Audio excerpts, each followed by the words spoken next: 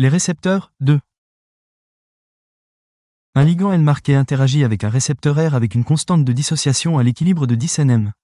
Sachant que la concentration totale en récepteur du système est de 8 nm, quelle sera la concentration totale en ligand L pour obtenir un taux de saturation du récepteur de 75%? A. 8 nm. B. 10 nm. C. 18 nm. D. 36 nm.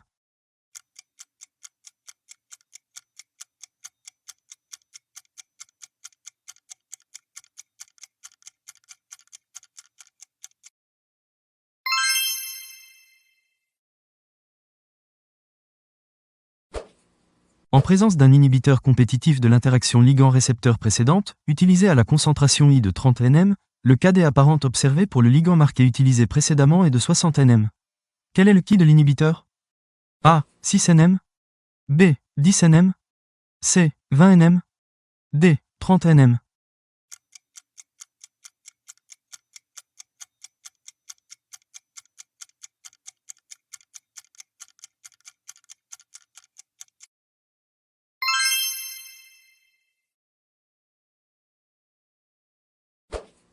Parmi les caractères suivants, lequel ne s'applique pas aux récepteurs couplés aux protéines G? A. Leur domaine transmembranaire est constitué de 7 hélices. B. Leur système de transduction est caractérisé par une forte amplification du message. C. La protéine G couplée à ses récepteurs hydrolyse le GTP en présence d'une protéine GAP. D. L'activité de ces récepteurs peut être modulée par phosphorylation de leur domaine cytoplasmique.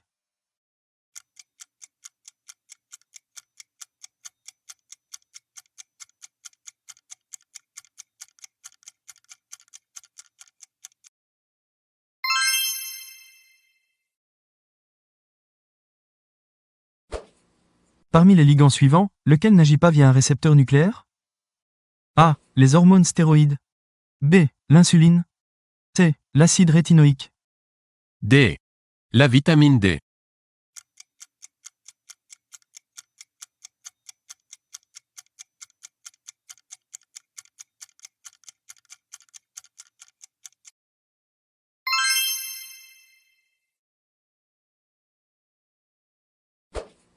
Un ligand N marqué interagit avec un récepteur R sachant que la concentration totale en récepteur du système est de 5 nm, et que la concentration totale en ligand L nécessaire pour obtenir une saturation récepteur par le ligand de 60% est de 30 nm, quel est le KD de l'interaction ligand L-récepteur?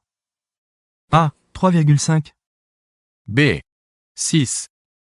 C. 20. D. 18.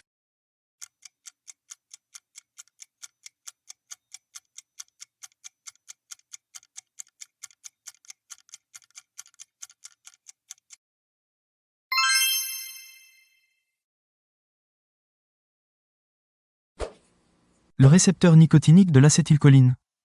A. Il est couplé à une protéine G.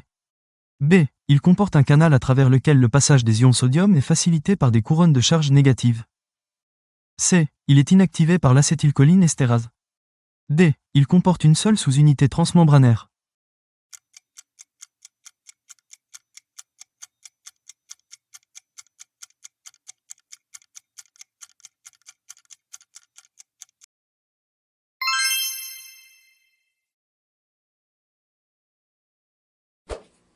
Quelle est, parmi les caractéristiques suivantes, celle qui ne s'applique pas aux protéines G? A. Les protéines G sont transmembranaires. B. Les protéines G sont activées par de nombreux récepteurs membranaires. C. L'activation des protéines G est réalisée grâce à l'hydrolyse d'une molécule de GTP. D. La toxine de choléra entraîne une activation permanente des protéines G.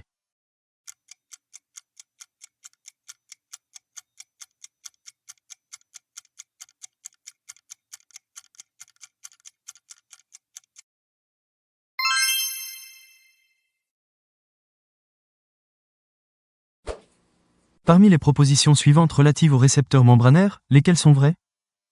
A. L'activation du récepteur de l'acide gamma-aminobutyrique provoque une hyperpolarisation de la membrane présynaptique. B. La désensibilisation des récepteurs couplés aux protéines G peut se faire par phosphorylation de leur extrémité C-terminale intracytoplasmique. C. La dégradation de la MPC est assurée par une phosphoditérase spécifique. D. La toxine du choléra inhibe l'activité GT-basique des protéines G.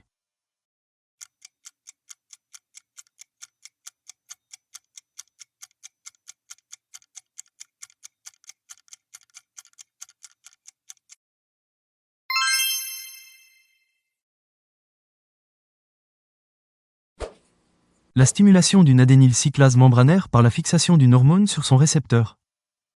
A. Nécessite la présence d'un transducteur. B. Fait intervenir la protéine GP.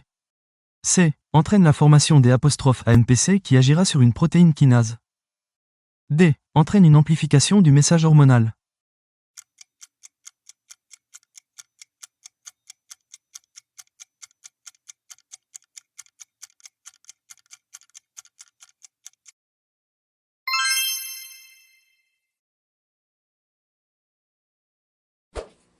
Parmi les effecteurs suivants, lesquels sont spécifiquement impliqués dans le retour à l'état initial d'un système de contrôle de l'activité cellulaire de type ligand-récepteur activation d'une voie de transduction? A. L'acétylcholine estérase. B. La phosphoditérase. C. La phospholipase C. D. La SA2 plus ATPase.